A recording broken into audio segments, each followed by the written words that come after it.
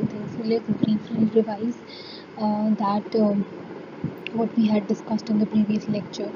So in the previous lecture, I had told you that what are living things. Living things basically what are organisms. Sorry, organisms basically are living things. And what are living things? Living things are things that need food, water, and air.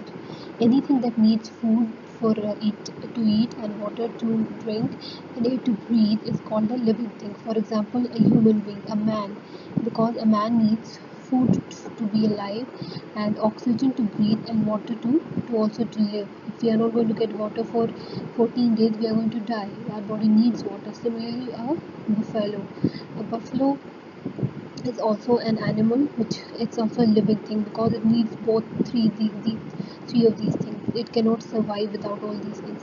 A plant, for example, a mango tree, it also needs food. Food, it doesn't like eat food, but it needs food, water, and air. Without water and air, a plant cannot grow. So living things are also mango tree is also a living thing. Then flamingos is a bird because it lives in water, and as you can see in the picture, because it needs food, water, and air to breathe, and water for drinking and food for eating. It cannot live without all these things. So all these things are living things because they need food, water, and air, and without food, water, and air they cannot survive. So these are living things. Non-living things, they do not need food, water, and air.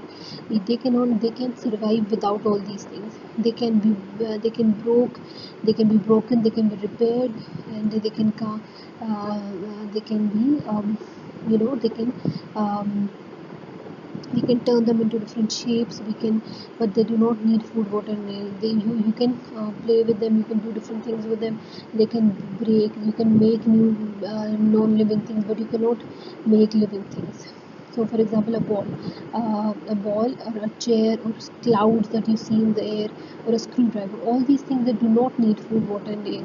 And they can be broken, they can be they can be repaired, they can be used several times, and there can be multiple. You can make them, you can create them, recreate them, and but they do not need food, water, and air. So all they need is human. They need human beings, because they cannot function on their own. All these things they can function on their own, but these things they do not function if there's a ball lying on a chair, then it will stay there until unless you're going to move it. Similarly, clouds and screwdriver, you use until unless you're not going to use the screwdriver is going to be there all the time. But a man moves, a buffalo moves, a mango tree also moves. So it doesn't move with legs, but it when air blows, so it kind of flutters uh, in its position. And then flamingos, they move, they flap their wings. So all these things, they move on their own, but these non-living things, they do not move on their own. Okay, so these are all called non-living things, and these are living things. We had discussed all these things in the previous lecture, and this is your topic for today as well. So now if you open page number 8 of your book, and you can see there are some examples of living and non-living things. For example, there's a cat, and a cat is a living thing because it needs food. As you can see in the picture, it is eating some food, and it also needs water for drinking. So this is, you can see in this picture, you can see the cat is drinking water, and it needs air. If you are not going to give cat air, it is going to die. If you are going to suffocate a cat, it is going to die. So just like human beings, a cat needs food, water, and air. So what it is a living thing. But and also cats can move on their own. So Allah Almighty has given cats legs, and they have given the power to move on their own. They do not require man or a human being or a support of any other person to move. They move on their own. Oh, and cats can also reproduce. Reproduce means they can have babies. They they can make babies, and they are going to have little kittens. and they're going to make babies, they're going to make new lives, they're going to make more cats, so they can reproduce, they can produce again. Then, for example, now look at this picture. This is a doll. Doll is a toy which do not need air, food, or water. So it's a non-living thing because it doesn't need food, water, or air. And toys cannot move on their own. If there's a toy at your home, in your home, and if you're not going to move the toy from its place, it's not going to move on its own. You have to do the effort. You or any other person, your mother, your father, your sibling, any other person in the house will pick up that toy and put it in its place. Otherwise, the toy is going to be there, lying there all the time. So it cannot move on their own. What's the difference between a non-living thing and a living thing? That living things can move on their own, but non-living things, they cannot move on their own. For example, a cat and a toy.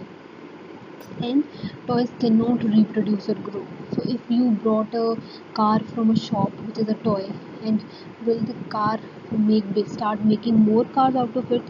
No, because it's a non-living thing. Non-living things, they cannot reproduce. So if your brother or sister or your parents or any friend gives you a gift, a car or a doll or a small truck or something else, or a stuffed bear or something like, or a teddy bear or something, or any toy, it will just be one toy that you got. It will not make more toys out of it because it cannot reproduce on its own. So, and also living things can grow. Yes, they can grow. When a cat's baby is born, when a kitten is born, it is very tiny, very small in size, but as it moves, as it ages, it grows in size, it becomes bigger and bigger, and it becomes a cat, you know. So just like human being, when a baby is born, it's a small baby, and then it grows into an adult, and then into a man, and then into this old man. So just like human beings, cat and just like human beings, cats also can grow, so they are living things. But these toys, they cannot grow. If you have brought a car, it will not grow in its length, or it will not grow in its height, or in its width, or it will not become fat or become slim. It will remain the way it is forever. So living things, they can grow, and non-living things, they cannot grow. So you have to remember all these things, that living things can move, but non-living things cannot move on their own. Living things can reproduce, but non-living things cannot reproduce or grow. But li- living things, they can grow. So classify classifying. Okay, what does classifying mean? Classifying means is to divide things into different groups or pairs. So when you see similar things, we put them into different groups, similar groups. Like just like your in your classes, you are classified into different groups or different classes. Like for example, if your brother is elder than you, then he is classified into a different class, and if he or she is younger than you, then he is classified into a different class. And similarly there and similarly when there are certain types of animals which look similar and which have similar features, then we classify into different groups, so the similar groups. So classifying basically means to put things into different groups. For example, there are so many babies and there are so many man in the in a group. So how are we going to classify? We are going to put the babies into one group, and all the men into other groups. So we are going to what we are actually doing, we are classifying things. So we see so many things every day. It is easier to study them in groups. So because there are so many things in the universe, so when things are into one group, and because they have similar features and similar things, then it's easier for us to study them. We put things that are similar, the same in some ways, in a group. So we put classifying means basically to put things that are similar to each other, which are similar to each other, to put them into a single group. So by putting them into groups, we are classifying them. So what is the definition of classifying? Classifying means to put things into different groups. So, and for example, there are living things, because all living things, they are similar. For example, this dog and all these human beings, this child, these two children, this lady, this man, these are living things. Why? Because they have similar features. For example, they need food to drink, they need food for eating, they need air to breathe, they need water to live. Similarly, this dog also can be classified into a living thing, because it needs food, water, and air just like human beings. So we can put these things into one group. All these things in a room are non-living things, and we can put all these things into one group, because this ball, this umbrella, these glasses, this sofa, this lamp, these windows, this door, and this mat, this painting over here, all these things, this mat over here, all these things, they do not need food, water, and air. So and they cannot grow on their own, and they cannot reproduce. So these are put into one group, which is called non-living things. So classifying means to put things which are similar to each other, similar features to each other, to put them into one group, just like living things and non-living things. So what does classifying mean? Classifying means to put them into groups. So now you understand what are two groups over here in this page mentioned. These are living things and non-living things. These are two groups.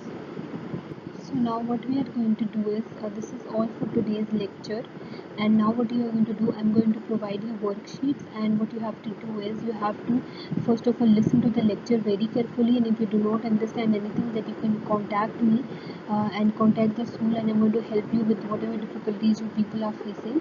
And then you have to do the worksheets, which are which have questions from the lesson. So you have to read your book very carefully, you have to listen to the lecture very carefully, and then you have to do the worksheets.